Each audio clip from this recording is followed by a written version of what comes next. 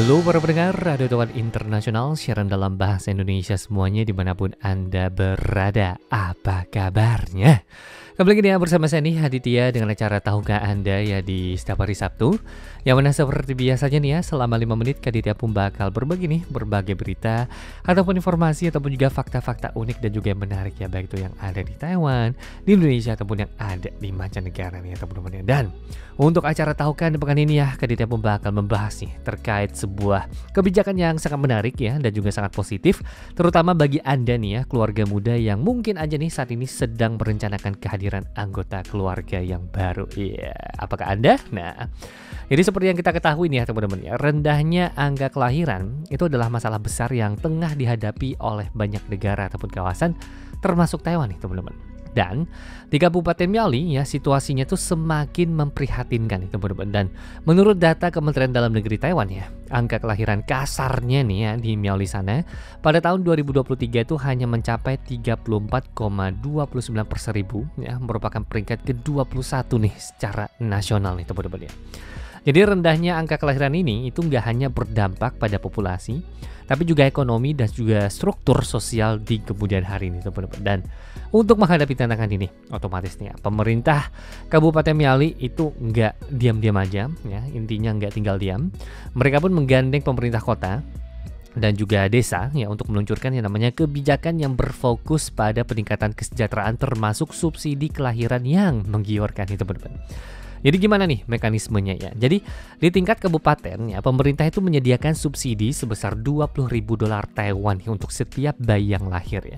Namun beberapa kantor kota dan juga desa di Miaoli itu memberikan tambahan subsidi yang luar biasa nih teman-teman. Misalnya nih kawasan Tongxiao yaitu menawarkan tunjangan kelahiran yang tertinggi di Taiwan yaitu adalah 90.000 dolar Taiwan nih teman-teman. Yang mana subsidi ini ya itu diberikan dalam 3 tahap ya sehingga keluarga itu nggak hanya mendapatkan bantuan langsung tapi juga ya seperti sebuah dorongan yang berkelanjutan ya teman-teman ya. Jadi selain itu nih kawasan lain di Miaoli itu juga memiliki kebijakan subsidi yang menarik ya. Contohnya nih di Chunan ya katanya nih teman-teman semua itu bisa mendapatkan subsidi sebesar 15.000 dolar Taiwan nih per kelahiran ya. Dan di Kongguan itu tunjangan itu meningkat nih untuk anak kedua yakni hingga 20.000 dolar Taiwan dan juga 30.000 dolar Taiwan nih untuk anak ketiga dan juga seterusnya. Nah sekarang bagaimana nih dengan Sifu ya? Nah kawasan ini katanya itu memberikan 30.000 dolar Taiwan per kelahiran. Sementara itu Sanuan itu menawarkan sebanyak 20.000 dolar Taiwan nih untuk anak pertama ya. Dan 30.000 untuk anak kedua dan 50.000 nih untuk anak ketiga dan juga seterusnya. Tentu aja nih ya teman-teman ya, kebijakan seperti ini itu diharapkan dapat meringankan beban finansial keluarga muda gitu ya, sekaligus mendorong peningkatan angka kelahiran yang ada di Taiwan. Namun, apakah subsidi ini cukup nih untuk mengatasi masalah rendahnya angka kelahiran? Nah, ini nih ya para pendengar semua, kebijakan ini adalah langkah awal yang baik yang pastinya, tetapi seperti kata pepatah ya, mendayung ataupun menyelam sambil minum air. Artinya apa?